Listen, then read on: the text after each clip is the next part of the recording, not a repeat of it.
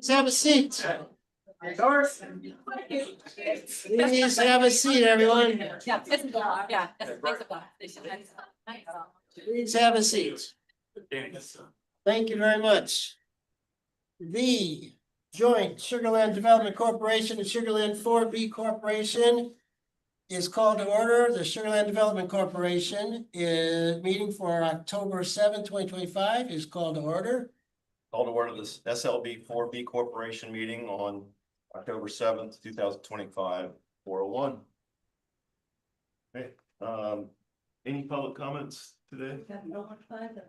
Okay, we'll close the public comment section.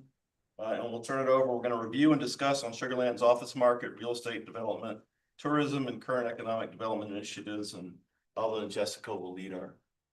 Yes, so I just want to give you some quick context about this item for those of you who are new to the boards. So an important part of our jobs in economic development and redevelopment is to stay informed about the development market, the consumer demands, industry trends. And we do this by not only conducting research, but a big part of it is making connections with the industry experts, both locally and regionally. So last year, Alva and I thought it would be valuable to host a panel for our boards so you guys could hear firsthand from those industry experts on some of these topics and then have an opportunity to ask questions yourself. And it proved to be really fruitful. So we're bringing it back this year. So with that in mind, I'd like to introduce our panelists. You have their full bios in front of you to review, but I'll just give a quick introduction for each. So Anna Deans, she's the Executive Vice President at Midway. Anna oversees the development of commercial and multifamily projects, ensuring alignment with the firm's investment strategy. She brings extensive experience in executing large-scale mixed-use destinations, including leading Midway's 150-acre East River project, which is transforming Houston's East Downtown waterfront. And if you haven't been out there, I highly encourage you to go. She showed us a tour and it was amazing. So prior to joining Midway, she developed mixed-use properties for Thor Equities and worked as a design architect at Gensler. Thank you for being here, Anna. Appreciate it. Danny Rice is the president of Colliers Houston, leading brokerage operations with more than 120 professionals. He has over 17 years of experience spanning brokerage, marketing, research, and operations. And he previously served as executive managing director for Colliers in Florida. Danny is a Sugarland resident, and he's also active in community organizations and youth sports. Brownie points. Yes, I threw that in there just to give you a little helping us here. And then last but definitely not least, we have Todd Moe. He is the head of health, safety, environmental, and facilities management at SLB's Houston metro area. He oversees more than 9,000 employees across 30 sites. Over his 28-year career with SLB, some of which he did work here in Sugarland, he held global leadership roles in operations, strategy, HR, and digital transformation, managing billion-dollar business segments across multiple continents. He holds a bachelor's degree in industrial engineering from University of Louisiana at Lafayette and management certifications from Rice University. And so again, just thank you guys so much for being here. We truly appreciate your time. It's going to be a great conversation. And then just lastly, we're going to have time for questions at the end. So please hold your questions and comments till then. But we will leave time for that. So with that, over to Alba. We'll get started. All right. So I do want to reiterate what Jessica said. Thank you so much for being here. Thank you for your time. The conversation today will flow through three themes. So commercial real estate development, business retention and growth, and then what's in the future for Sugarland. So let's start with what's happening in the Sugarland market. Danny, I'm going to turn it over to you first. Okay. What key trends are you seeing in Sugarland's commercial real estate market compared to the greater Houston area? Yeah, and first and foremost, I think just touching on the Sugarland piece, kind of for me, from a quick background. So I moved here about 2.5 years ago from Central Florida. I was running the Central Florida region for Colliers. Had an opportunity to come to Sugarland in the greater Houston area as the president of this region. You might know the name Pat Duffy, who had been in the market for many years, for about 15 years, and ran the Colliers offices and had a successful growth in terms of where we're at. We're now at 90 brokers. We've got project management, construction management, appraisal, development works. We've got a finance team as well to help obviously buyers get the capital that they need to go and acquire hopefully buildings in these areas. And we do everything from office, industrial, retail, land, multifamily, student housing, senior housing, pretty much everything but selling just a single family home, right? And so when we kind of asked this question, we were talking about obviously everything as well. I thought it would be good to kind of talk about more statistic-based type stuff to kind of set a little bit of the foundation around how the city compares to the greater Houston area. And I looked at it as kind of three pieces. You could look at Greater Houston Metro, the entire region from Woodlands, obviously out to Katy, all the way down to here. And then you could also look at it just from a competitive set of what I call a 10-mile radius around the city, and then just the city itself, right? Just the actual core of what's within the city boundary lines. There's about 1.5 billion square feet of just product in terms of all asset types, so office, industrial, retail, all of them, that is in the whole entire Greater Houston area. When you look at that 10-mile radius, it's about 150 million square feet. So it's about 10% of the market in the Greater Houston area is what makes up this area. And then the city as well, you probably 30-40 million square feet, give or take, it down here, right here in the city of Sugar Land. And so my whole kind of look, and this was somewhat of me coming into the city and getting to know this area, getting to know the city of Sugar Land as well as Houston, is what has that growth been over the past, call it 20, 25 years as this whole area has grown. And what's pretty wild when you look at it, the Greater Houston Metro has about a 70% growth in square footage. So that 1.5 billion that's today was sitting, roughly speaking, around 900 million square feet. So we've added 650 million square feet of new product to the entire region. And so that's about a 70-75% growth. If you look at that 10-mile radius, I was looking at some of the numbers for that, it's about a 90% growth just here around the city of Sugar Land. And so we've added, roughly speaking, 75 million square feet of new product. And it used to be about 80 million square feet. And then here in the city area, about 15 million square feet. And that's about a 90% growth as well. And so just from a trend standpoint and kind of comparative, when you look at it, all three are about doing the same. We've all grown substantially. There's obviously a lot of activity that's come. Population growth has happened in all of the entire region. We've benefited from the growth of the greater area, obviously down here into Sugar Land. But what's fascinating is when you really think about, you have that amount of product being delivered, you need a lot of tenants, obviously, that are going to occupy that. And the fact that we were able to keep around a 10% holistic vacancy, that's office, industrial, retail, it's all of them together, roughly speaking, is pretty impressive of just the overall growth that has happened. And that is exactly the same. Now, the city's probably gone from about a 5% or so vacancy 25 years ago to now about a 10-11% vacancy. The Greater Houston area has done 6% to about a 10.5% greater vacancy rate. And then that 10-mile radius that I was talking about is about a 5 to then about a 10%. So general trends from that standpoint continues to be the same standpoint. One of the things that I also was looking at is how is the makeup of the city compared to the overall market, and then we'll get into somewhere where it's more active and everything as well. But this area here is what I would almost say is a very balanced makeup between office, industrial, and retail. So you've got 32% industrial product, about 27% or so on the office product, and then retail is right around 30% as well. So pretty well balanced in terms of what we've got. But then if you look at the Greater Houston area, and it's pretty clear because of the growth, and you got a lot more land that you can tap into and the opportunity. The Greater Houston Metro is about 55 to 56% industrial, and then 20 and 22% in retail standpoint. And so we talk about activity. We all know industrial has been the hot ticket that has been very active. And so when you have that amount of product outside of this area, they've gotten a lot of growth and expansion that has happened, but that same is also the same story when it comes to obviously within this area as well. The last thing I'll kind of touch on is sales, just overall sales activity and transactions. It's just this tale of two stories that has happened over the past 5 years. Pandemic happens, nobody's buying anything. All of a sudden, everybody realizes, wake up, we're going to start to acquire. Cost of capital is dirt cheap. So we had a massive run up in terms of acquisitions.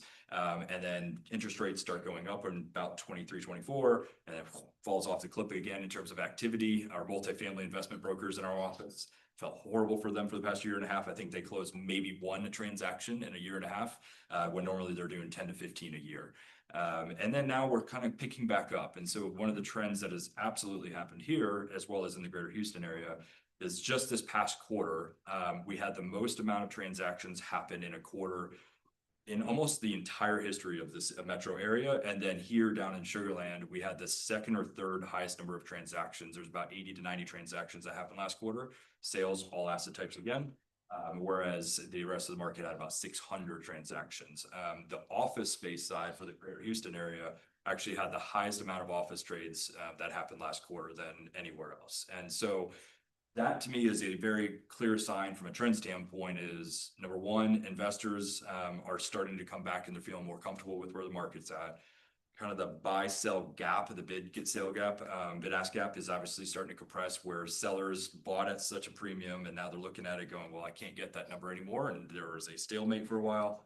That is absolutely starting to come in together and that gap is starting to close up. So you're starting to see that activity happen. And then just the cost of capital is starting to come down just a little bit as well as interest rates are coming down slightly too.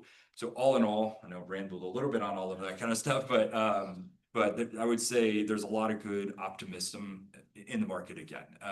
You know, when I started the year this year and started putting together our budgets, I really had no clue where we were at. You all know exactly, and I'm not going to make this a political conversation, but there was a lot of political influence that was happening. The tariff conversation started coming up.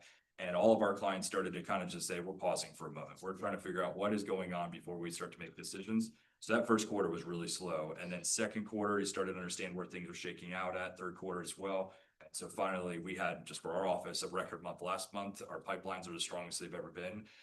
And that is across the entire region. That's not just here in the Sugar Land, but that is everywhere from Woodlands all the way down to here as well. So we're pretty optimistic. We're pretty excited. And I think just generally speaking, things are going well and the trends are heading in a good direction.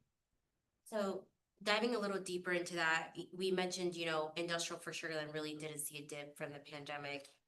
Office, obviously, we're hopeful that it's coming back, but are you seeing with these property types, industrial, office, mixed use, a specific square footage or property type that is in higher demand? Yes, I think that's shifted though. So if you asked that question last year, year before, it was easily industrial multifamily. That is the most active. That's where all the absorption, and we set record absorption, we set record development numbers in the region, and there was no stopping it, it felt like in some ways. Today, industrial is still probably the hottest of them, but it's slowed down. And I think one ask to all of you, but I say this to our brokers in the office as well, is we have to be careful with what I'm going to call the recency bias of what we felt in 22 and 23 with how good that market was. That was ridiculous. Like I think we can all agree that the activity that came during that period was not normal. And we should not look at that and say, oh, we're down from the stage, because frankly, we're not really down. We're just down from an insane amount of level that we should probably never have experienced. And I try to figure out if I can normalize it a little bit. If you take what didn't happen in 2020 because of the pandemic and all of the lockdowns and everything, and you spread out the activity that happened in 22 and 23 and kind of normalize it over those 3 years, it's about where we're at today, would be my guess. And so really I'm very cautious sometimes when I talk to our people and our clients where, yes, we're down in terms of the statistical basis, but not necessarily is that bad. It's just we're getting back to normal of where we probably should have been at if that run up didn't happen. And if cost of capital and so much cash was obviously put into the market, that really got things going from that standpoint. So industrial, I would say, is probably the most active. You know, deal size is definitely smaller. And this is obviously more outside of the city area, but the big industrial bomber deals, 1 million square footers, 2 million square footers, all those massive types of transactions, less of those are happening, but yet there's still a lot of interest. It's just they're looking at different markets. And office space has absolutely shrank in terms of the size that a tenant is wanting. But then the tale of two stories that I'm kind of looking at, then you also flip it, and you know, Floor is an example of that. I think they went from 1 million square feet to 400,000 square feet, and then 6 months later they're wanting another 100,000 square feet, and so you're like, okay, we swung way hard left, thinking everybody's going remote. Now we're starting to realize that full remote's not actually exactly the answer, but not necessarily full occupancy. So we're kind of finding out where from that standpoint. Okay, so Anna, for you and Zini as well, from the financing and construction side, you know, we're hopeful, but it's been a dark turn, right? So in how projects are adapting to this environment when it comes to the cost of capital, interest rates, and construction pricing, how is that influencing new development projects? I mean, it's impacting it very significantly. I'd say construction costs are probably the most impactful right now. And maybe part of the reason we're seeing increased activity on the acquisition side is because you can buy existing product at 25 to 30% less than replacement costs. And so right now it really doesn't make sense to build anything new. I think adding on to that, when you build shell space and you're leasing to tenants who then have to build out their own space, their cost of capital has gotten to the point where their business models aren't really making sense right now. And so you're seeing a lot of retailers focus more on second generation space. They're getting a lot more supplies if it is new construction. And then in terms of I'd say office space, you're seeing kind of a flight to quality. So with people coming back to the office and us trying to figure out this new norm, people are really targeting these Class A properties that are part of these mixed use environments. So new product there is doing well, but again, you can't afford to. I think there's 3 office buildings under construction in Houston right now, and they're all in the high 40s on rents, which is very high. So, so it's very impactful, very challenging, and not exactly sure how long this is going to last, to be honest. I was talking to our CEO yesterday, and he said it's unlike anything he's really seen before, even in the 80s, which was, 85 to 90, there was a dip there, but this feels a little bit different. So there's just a lot of unknowns and uncertainty around new construction. I'll touch on kind of the flight to quality point. We did a event last year and we were trying to prove out that point, because like we talk about it, you kind of see it, you hear it a little bit as well. And so we kind of sliced the data up a little bit and said, let's just look at buildings built since 2000. I think it was either 11 or 15. So call it past 10 years, give or take. The problem I think with Greater Houston as well as the Sugar Land area is it gets tagged with this 27, 28, 29% vacancy rate. And you compare that to all these other markets and everybody just says, well, then that means Houston and those areas are just doing really crappy.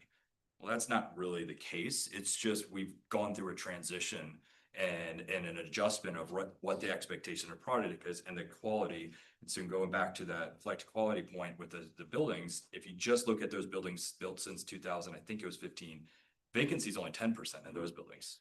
And if you look at everything else, then yeah, you're in the 28s, 29s, 30% in that range as well. But really, if you take all of the product that is in that higher range, most of that stuff, and the floor building is one of them, it's not stuff that's leasable. It's not stuff that's actually going to be occupied. And so, jokingly have talked about this with some of our competitors, but also friends too, right? Like we should all just kind of somewhat come to agreement of these 10, 15, 20 buildings. Can we just take them out of our data set?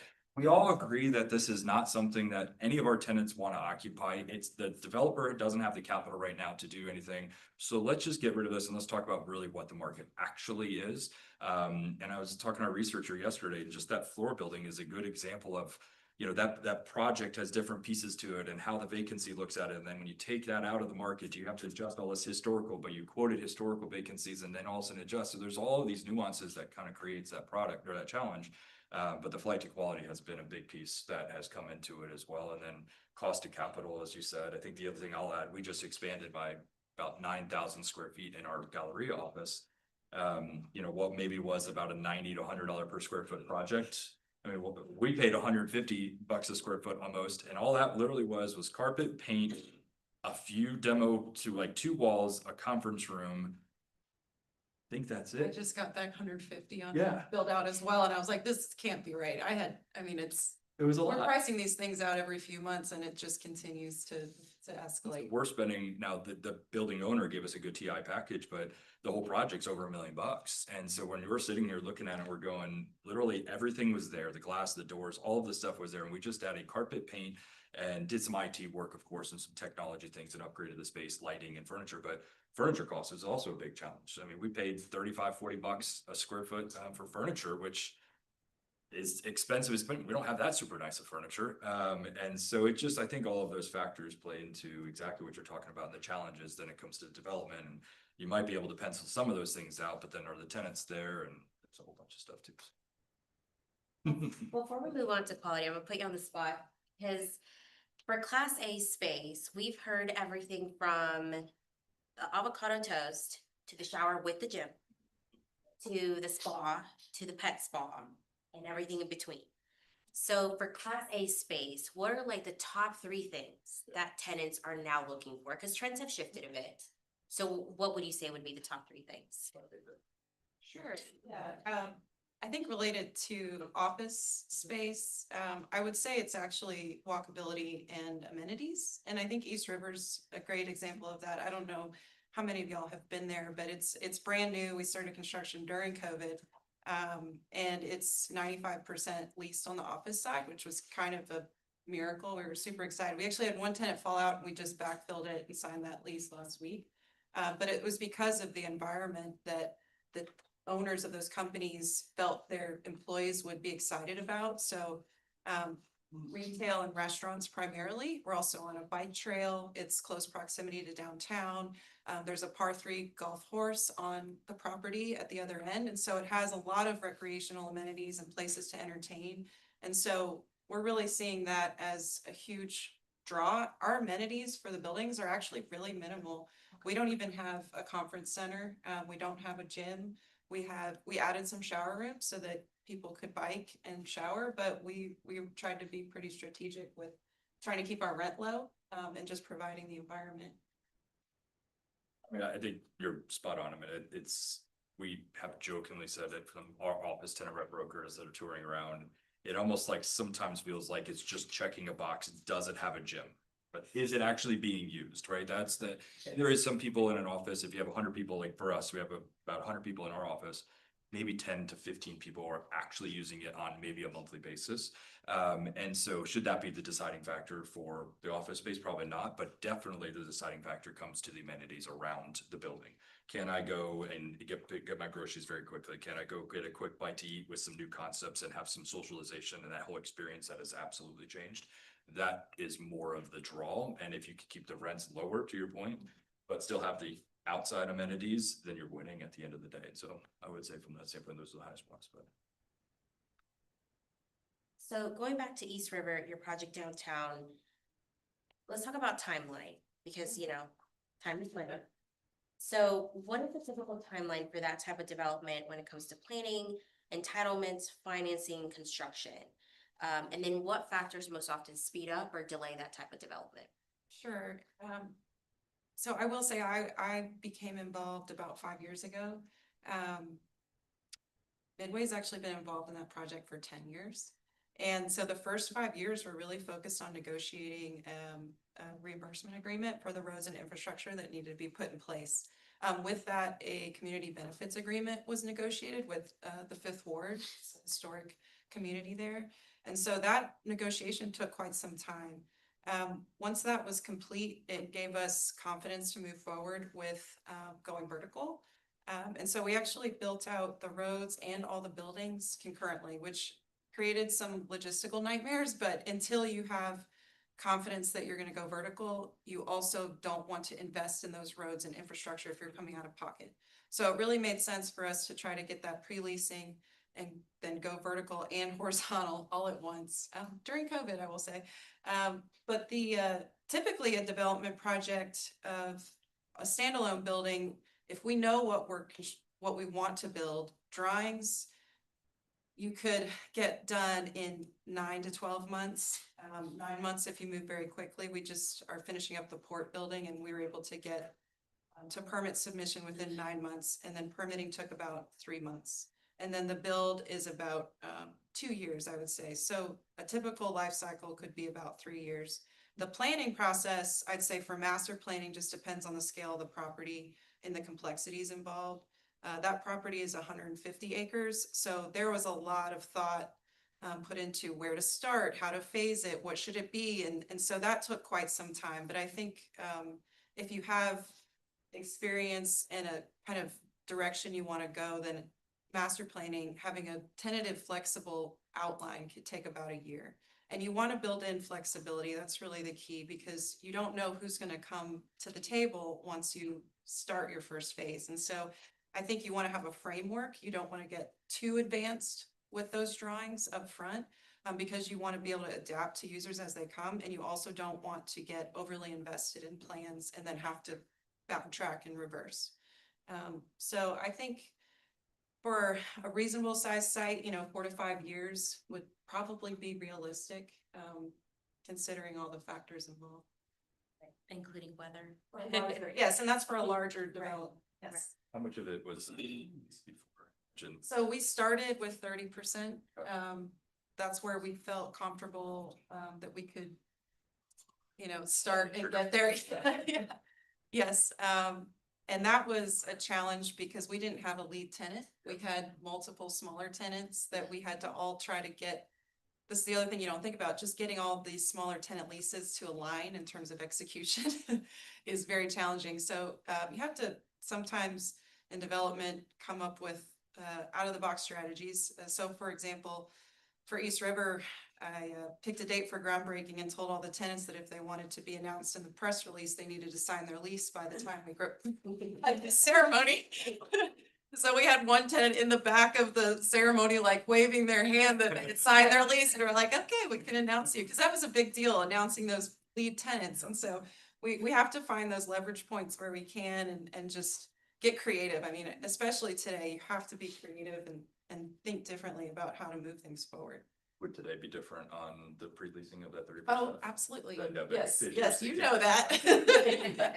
Yes, yes, it would be very, very different. A lender, That's good for- you know, that if you don't have if you don't need to finance a deal, that's a very different story, obviously, but you know, I think 60 to 70%. We have one office building, city center, going up now.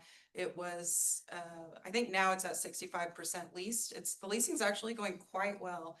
Because there's very few new buildings going up, but they are in the high 40 rents there. So city center is another mixed use projects that we started 15 years ago. And so now you're kind of seeing that tail end of development. This is one of the last sites we have available. So that environment's been created. You're starting to see the premium that people are now willing to pay to be there, which is nice to see. But that, again, that's a 15-year timeline it's taken to get to that. And that's a 35-acre site. Whereas East River is a 150-acre site, so it's, yeah. So shifting from buildings to businesses, and the companies that fill those spaces, Todd, you've been a longtime partner of the city of Sugar Land, so wanted to ask you, how can collaboration between the city and the business community strengthen long-term retention and expansion? Well, I can relate to what they were saying on the cost of things. It has been astronomical. I mean, every time we get a bid, I don't know what's gonna abate the cost, but we try to be, make it competitive. What's gonna keep the retention in the city for us, and we've been at the site at the Sugar Land campus since 1955, 1956. So we've been here a long time. And we just acquired Champion X, which just down the road right there on Highway 90, and they've been here since 1929. So between the two companies, we've been part of this community for a long time. What I've found, this is my second assignment to the Sugar Land campus, but this is the first time I've ever been in facilities and health and safety in my career. And what I've noticed is the business-friendly culture of the city, and I built a relationship with Elizabeth, Alba, Devin, Jessica, as now, and it makes it so much easier for us to stay here. And actually, one of my older colleagues, more senior colleagues, told me the other day that when we redeveloped that campus, it's 200 acres, and we built some new property, some new buildings on there. We added probably about 500,000 square feet. One of them was a 2-story building. And the reason that the decisions were made then, instead of building in Houston and some of our other properties, we decided to come here. One, we had developable land for one thing, but then also the business friendliness. And this is 30-something years ago. So the Sugar Land has been a very business friendly place for us for decades now. And it continues to this day. And when our executives are asking, hey, what can we do with some of our real estate? I always point them to Sugar Land. And I've been doing that. And there's some things that we had worked on that may still a seed planted, that may happen, it may not. But what we're looking to do is try to consolidate and get rid of some of the square footage that we've had throughout Houston. And we've done that. At one point in time, we had over 100 properties just in Houston. And today, in the metro, we have 30. So I would say business friendliness, Alba, and I'm gonna keep the same answer. I'm gonna sound like a broken record, because doing business with Houston, honestly, is painful. Yeah. It is painful. And even some of the smaller cities around here, I don't know if anybody from Stafford is here, but we've had some painful business and some simple, easy things to do that took us months to achieve. And with you, people, it's taken us weeks or less even, and even being creative with us as well to try to achieve our end goal. So back then it was, tax abatements and things like that I was told that, made it non-negotiable now, that's why we needed to build here in the city. So I know Danny, you're a resident, Yeah. and Todd, you've been in Sugar Land from a business standpoint. So it's always interesting to hear y'all's perspective from a resident, but also a person that does business in Sugar Land. And you touched on this a little bit, Todd. Why would you choose Sugar Land over somewhere else in the region, right? First, go for it. It's funny. You're a resident, I only work here. Oh, no. You know, you were saying quite a few things that was making me connect on our experience moving here. So I mentioned moved here about 2.5 years ago, and I'll go a little bit back, but then kind of come back into it. So if you would have asked me 10 years ago, hey, you're going to move to Texas, like what city is that going to be? Candidly, Houston was never the option, and Sugar Land definitely wasn't even an option, right? It wasn't even on a radar. We've got some family up in Dallas, and I probably would have said Dallas would have been the place that we would have moved to. So fast forward to about 3 years ago, this opportunity pops up for me to take on the role here. And, you know, we flew in here, had a couple meetings and different things, and got to know the city, and got kind of excited just about the greater Houston area. Then we started talking about where we're going to live. I've got an 11-year-old boy, and we super good golfer. He loves it. And so we had three different criteria: good school system, a golf course nearby. And then my son, he was hilarious. He's like, I want a 2-story house. I'm like, well, every dang house in Houston is a 2-story house. So we got that one. That's good. But then as we started talking to people in the market and asking them, where should we look at? Where should we look at? It was either Woodlands, Katy, maybe the Memorial area, and then Sugar Land kept popping up as well as an area that was really good school systems, kind of starting to shift a little bit, younger generation, but offered a lot of stuff. And then the master plan community feel and the cleanliness to it and the organization to it is what really got our attention. So we came down here, we started driving around, went to Sweetwater Country Club and checked that out for the golf course, fell in love with that, we live right there next to the country club as well, and Colony Oaks, and fell in love with that little area. Obviously, the school system is fantastic here where we're at with Clemens High School. He's in Fort Settlement. And so just that comment that you're making of business friendliness, I also think that the community friendliness is what we felt, and that welcoming of the neighbors in our area that quickly were like, let's introduce you to this person, come to this event with me, showcase this, and it really talked up the city. And I mean, it's been 2 years, but I remember saying to my wife 6 months in, I feel like we're already home. Like it happened so quick, and we're just like, man, we're not even thinking about Orlando anymore. And so it's just that experience, I think, was very positive. And then, I'll talk about little things that we felt, and it's straight from the city. Like we're in our neighborhood, and I'm gonna get this wrong, but a lot of these neighborhoods have a lead person that kind of takes care of the neighborhood. I can't remember the actual name of it, but it was the coolest thing to have the city of Sugar Land police officer come and introduce himself to everybody and actually interact and create positivity with us. My son thought it was the coolest thing. And then we go to other events, and just how the interaction is much more positive and supportive. And I think going a long way for you all and for as a mayor, like going to the businesses and talking to them and just being present is huge. And just being a partner, to your point as well, is a big piece. And, it's so simple, but yet it's not easily done, right? And that's always the hard part. We get busy, and, I have 130 people that I manage, and I try to say hi to everybody as much as I can, but it's hard some days when it's just crazy busy of what's going on. But you could tell the positive reinforcement that comes from the people. And I think you're speaking the exact same thing from a business standpoint, and getting to meet you two, I mean, has been an unbelievably positive experience that I will say, talking to our people in the office, you don't get that, to your point, outside of the city. And so you all are doing a great job. Don't stop, keep doing it. I think that obviously will continue to help as well. So If I could add, at the time that I was working closely with Elizabeth, we had 1,200 employees that lived in the city of Sugar Land. I don't know how many now we're gonna have with the Champion X acquisition. There's several hundred people at that site, so I'm sure that number is gonna go up. But if I compare the site that we have in Sugar Land, it's not fenced.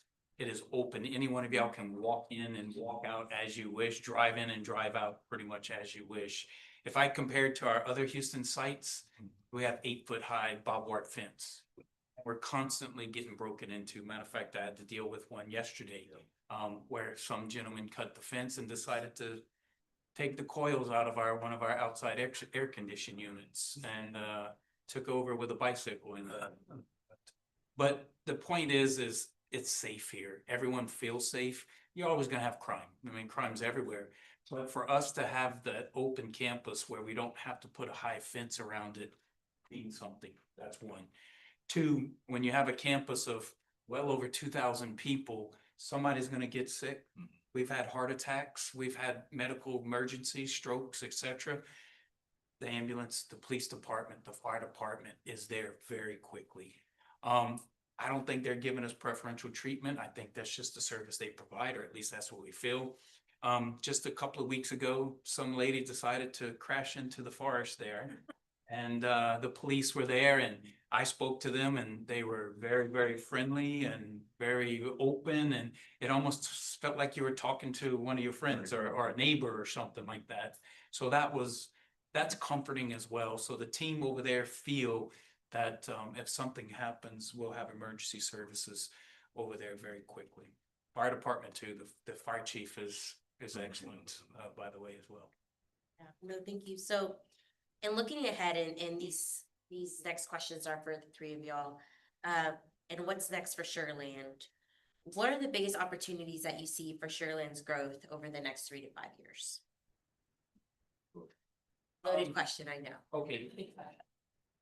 Hope I'm not saying anything. I'm sure you guys know, I've been told this, that you don't have very much developable land. Right. 4%, I was told. I guess you're gonna have to get into some redevelopment or something eventually, right? I'm not saying the obvious here, but you know, the floor site, that's a beautiful piece of property. I know the building's a little bit maybe past its life expectancy. Right. But that's a beautiful piece of property. The Char House that, you know, you've tried multiple attempts, that's another one that I think that's ripe for some kind of development.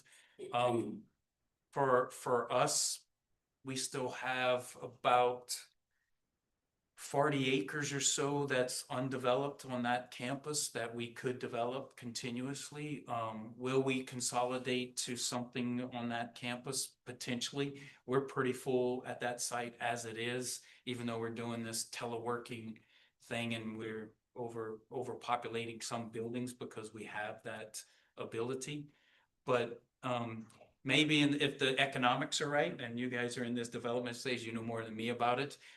If the economics are right, we may put something on that site in the future, but we tried in the past, and we were gonna move our headquarters and our CEO and all, we're gonna move there, but due to our industry, which many of you know, and we boom and bust, and it was during the downturn, it was not the right thing to do to spend that kind of money when the industry is on the downturn, so we had to back off. We're always ready for the conversation. I think I'll add just, what's the brewery that's right next to Constitution? Like, those are great experiences, right? And that doesn't just drive residents, but that also drives the tenants and the comfort and the excitement. I mean, every time I go there, between just the people that are there having fun and their kids that are playing, I mean, sometimes it's just rambunctiously crazy. But those experiences is, I think, what so you talk about Floor, you talk about the sugar site. I mean, there's so many different opportunities to create something. And I will say, again, I'm only here 2.5 years, so I don't have as much context history of things that you all have done, but talking to a few people in our office, the incentives make a difference, and that is not offered in a lot of other cities. And so just focusing on incentives that understands the development costs are expensive, the tenant improvement allowance are expensive. And obviously we talked about this last week at the office thing. That should be tied to jobs, right? And the whole point is to continue to create jobs. And so if you create a focused incentive base where it's creating better experience, then generally speaking, you're going to pull from other areas that don't have that type of an experience. And it's not just about the city of Sugar Land anymore. It's just about people that want to come to a place that has fun. There is a lot of uniqueness. Like, we love going to Constellation, going to see the Space Cowboys baseball.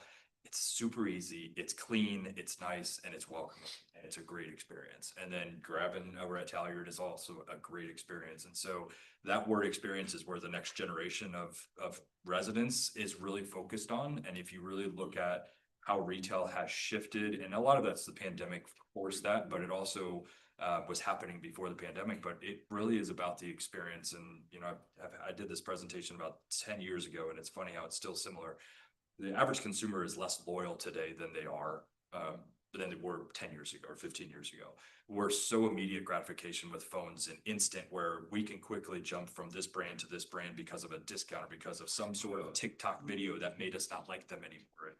And it's hard as hell as a retailer to keep the attention of a consumer But the easiest way is the experience. And if you create that good experience like you're talking about, and the retailers have that fun, and then it's incentivized by the city, I think that's your opportunity over the next 3 to 5 years, and investing in the infrastructure and technology. And then my one gripe on the city is the roads are okay. Houston's horrible with the roads.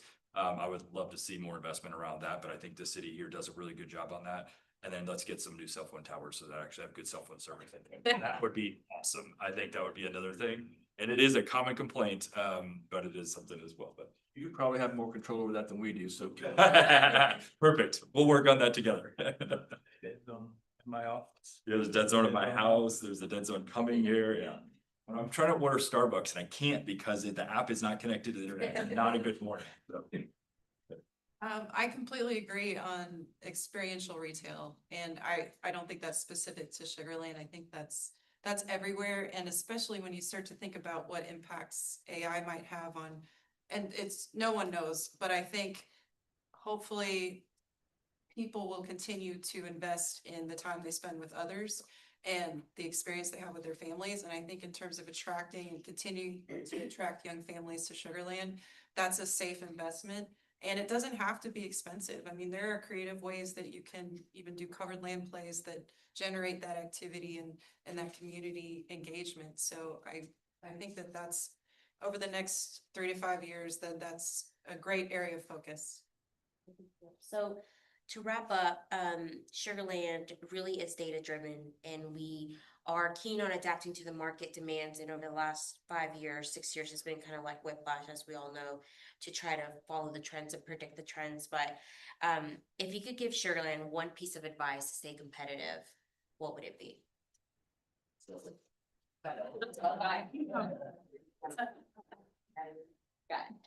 Got it. I just reiterate the creative thinking. I mean, you guys are already doing this and having conversations earlier and educating yourselves, being proactive about that. That's so important, because when you do have somebody at the table, you can capitalize on that opportunity, because time kills deals, and not understanding reality can kill deals. And so I think continuing to be creative about how you can structure opportunities and deals is super important. And you guys are already doing that, so. I mean, that was gonna be my one thing is do what you're already doing now. Literally this meeting, listen to the businesses, listen to obviously the residents, but also take action on that and try to reasonably do it where it executes on it. And I think that's easier said than done. Of course, there's so many different pieces to that puzzle. There's a lot of opinions that sometimes goes into that, but figure out a plan of what the future looks like in terms of the city. Is it kind of create new, or are we trying to just benefit what we already have? Like an example I think I gave last week was we may not be able to go get another headquarter office tenant, and that's okay. That's just not what this city is. So don't waste our time going and trying to get some 200,000 square foot office tenant. They're just not going to go. They're probably going to go to your project in Midtown, in there. So I think those are the things that just being realistic and creating a realistic opportunity, but listening to what the people here are saying and doing what you're doing, I think would be my one thing. If the place isn't safe and you don't have good schools, people don't want to stay, and they definitely don't want to come.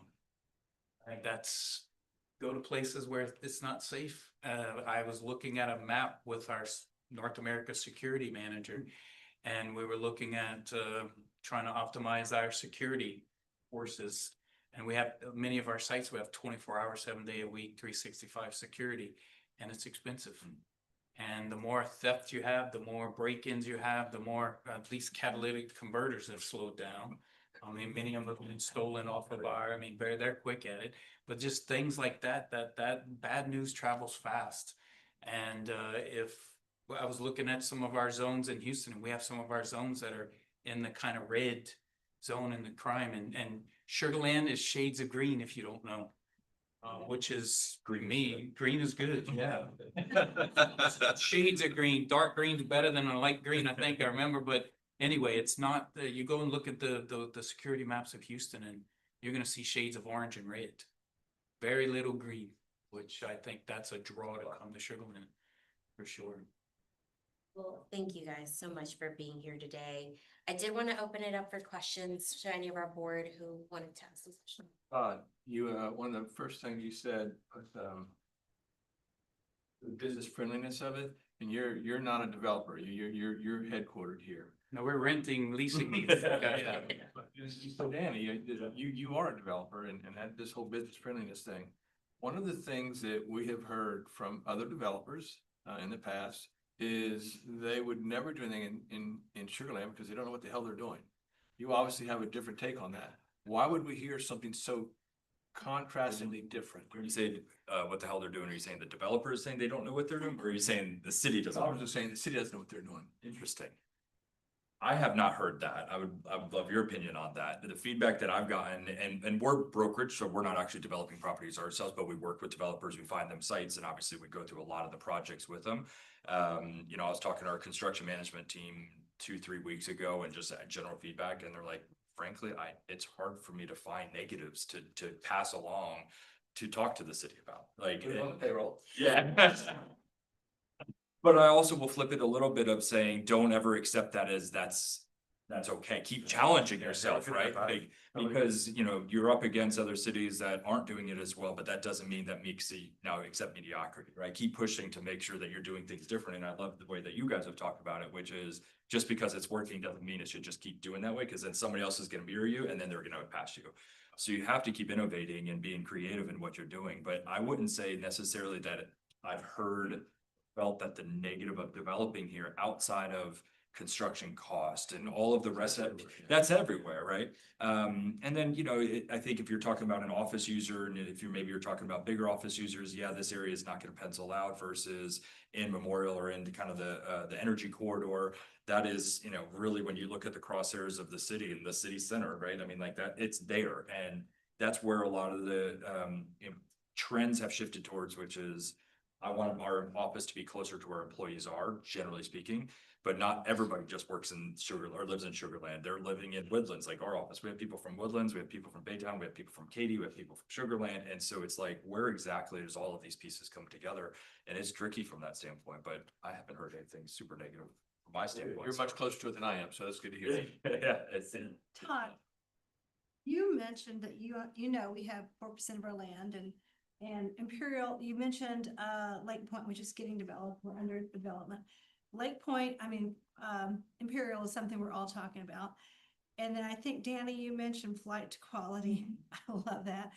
And then Anna, you know all about developments. So if you put your three minds together, what's your vision for Imperial? And what can this council do to really get that back on track to make it a driver for the city? I mean, we want to know. So I guess my question would be, why hasn't it worked? Because there's been a lot of starts and stuff, so I'd be curious on kind of your all's opinion on why. You know, we've acquired all the land. Correct. We put all the pieces together to be the driver, to make it easier. Yes. The acquisition should be able to help a developer come in and have more, the ability to make it happen faster. To answer your question, Dan, part of the reason that it hasn't been successful is because accumulating all those parcels takes much. Yeah, correct. And I just want to make sure, because I'm just curious about that. But for each, just a little bit of what you think it would take to see it successful and make this community everything you've seen about it, that makes it great. I'm gonna shoot from the hip a little bit because I don't know all of the details on the project, and you know, colors. Yeah. Let's start from scratch. Got a really good notebook. We'll start to go.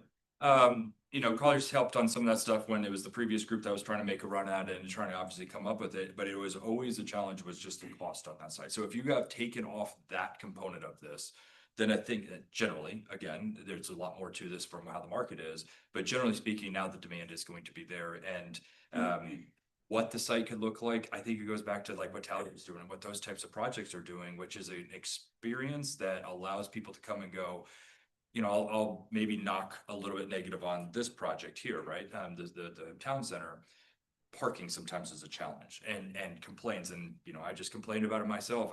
I went for 13 seconds. I feel like just to go in Jimmy John's and I had to pay $1.20 to park outside of it with the pay. And so when you're a developer and you're looking at those are frictions that are being put into place. Now, I don't know who decided on the parking fees, obviously, for the town center, but those are the little pieces that I think you've got to think through is the structure around how is the consumer going to actually come and stay and enjoy it. And if there's friction along those lines, it's going to be obviously more of a challenge. So retail, obviously experience, you know, the bars, the restaurants and creative spaces that allows people to come together more and more. I think there's a lot of success that happens right out here and factor out here, right out front with all of the different parties and events that creates happiness and positivity. When I was in Orlando, have you heard of Lake Nona? Does that place ring a bell? You know Lake Nona? Yeah. Okay. So Lake Nona, Tavistock Development is the one who's behind all of that. And, they started with having the synergy points that creates people to come together. Obviously, they had to have the residential come, but they did a container yard, right? So it was a bunch of shipping containers that were converted into these little pop-up restaurants. And then they had a playground, they had volleyball courts, they had pickleball courts, they had a live band. And just at any time of the day that you got there was something going on and it was fun. And it made you want to come back because the experience was better. I hated that I paid like $6 for a beer, but the experience was amazing that it made it worth it. And then they were starting to invest in technology. So they had autonomous little cars that would take you from your parking area to there. They would only move 2 miles an hour. I could walk faster than them, but it was kind of a cool experience again, that the kids thought was kind of fun to get in something that was moving without anybody driving. So I would say just focus on the experience is a big piece to that as well. And then if you can stack on, obviously the residential multifamily, it's a big topic that, people talk about, and sometimes it gets a bad rap. There's a bunch of different things that can come there, but.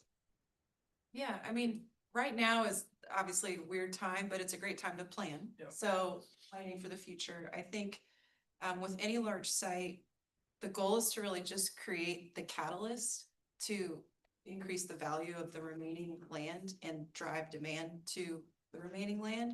And so I think the trick is to identify what critical components are needed, kind of the minimum needed for the initial investment to really establish like the place. And the thing you have going with that site is the authentic history and narrative and story, and that's what you really want to preserve. So I think focusing on creating like the minimum investment possible, what's needed to make that initial phase happen. And then if you can help with carry costs on the balance, and be patient with that, and maybe consider a, covered land play, like at East River, the golf course is actually covered land play. In the future, that will be redeveloped. But it's been a huge attraction in the meantime, and it might be hard to get rid of ultimately, but I think just thinking creatively and being realistic about timeline up front, so that you're not expecting everything to happen immediately. And then when that doesn't happen, you're facing and dealing with these challenges. And so that, I don't think that exactly answers your question, but it's really an exploration of what your ultimate, your goals are, what's really needed to create the place. And then, how do you make that happen? And that's where the creativity comes in. And a lot of times it is actually parking, sometimes just providing parking garage, or, putting the roads in, like those are really difficult things for developers to justify, especially today. And so there's a lot of different ways to do it, but. Affordable housing. It's, if anyone has late 20s, early 30s, kids, grandkids, whatever, or nieces, nephews, they can't afford it. I mean, the apartment complexes, my son's moving, he lives in Dallas, he's moving from one to the other, and they're starting 1 bedrooms at $1,900, $2,000, $2,300 a month. The challenge though is, it's easy to say affordable housing, but when the Lincoln cost is so high, that affordable housing is not doable. I move away out in the country and nobody wants to drive that far, so you're right, but some other communities I've seen, not around here, building tiny houses. Don't go there. It's a bad word. Don't go there. I'm not talking about the ones on wheels. On a slab, but they're tiny, they're 1,200 square feet. And for your benefit, there's a parking lot behind Jimmy John's that's free. Oh, see? But I didn't know that. There's my friction, see? I gotta be educated. You've only been there 2 years. Yeah, exactly. And I know the garage is free too. I mean, it just, anyways. How do you build something nice that young people are gonna wanna come to, that they're not? I have a son that age. That's one of my We're predictions. constantly talking Yeah. about how to do. I know some other places that they're building, shotgun houses, if y'all know what that means. Right? I know where you're from. You know. I mean, like New Orleans style, like that, and it's a good starter home, and they're going for $150,000, $200,000, not 500. A lot of people can't afford that, and if I look at my kids' salaries and the cost of living today. I'm worried for them, actually, and there's, anyway. Any other questions? Thank you guys very much. Thank you very much. Thanks. Yes. Jennifer Alexander? There you are. You've been great, by the way, a great partner for us, so thanks, Jennifer. Not so much. We're gonna. Thank you very much. We need a motion to adjourn the Sugar Land Development Corporation. Okay, we are adjourned. Motion to adjourn. Okay, very good. Great. Thank you, everybody. Again. All right, thank you, everyone. And if- Oh, sorry for the job. Yeah, but it's not- It's fine.